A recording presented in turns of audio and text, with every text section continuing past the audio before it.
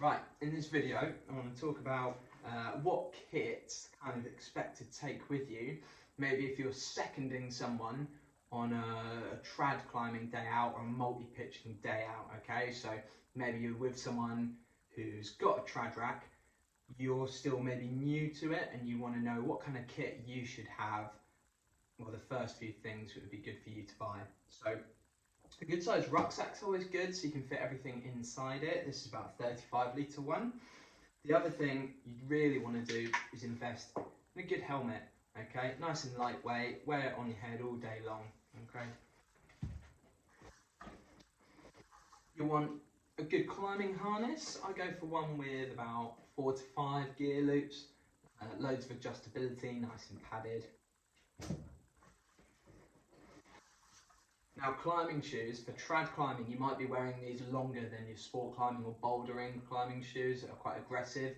So go with something nice and comfortable. Often these end up being people's first ever pair of climbing shoes because they stretch out and they can wear them all day long. Chalk bag, enough water and food for your day out. And then in terms of things to invest in maybe first, get yourself a nut key because then you're always useful as a second. A screw gate or a locking carabiner with a prusik cord, okay? That'll be really useful on abseils.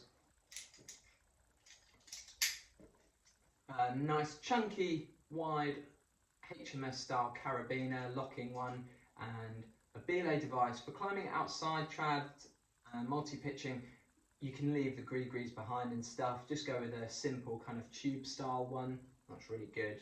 2 holes as well, in case you're doing any kind of like half rope stuff later down the line.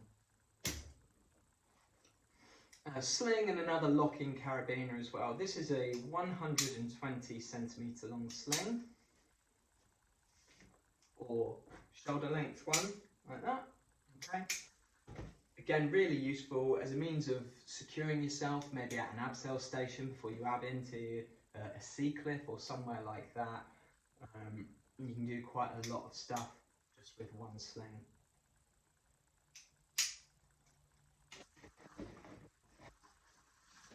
Also, have a think about what kind of emergency kit you carry with you, be that spare layers, gloves, hat, first aid kit.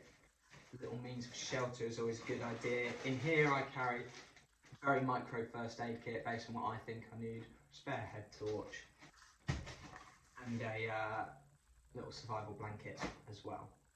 Nice one.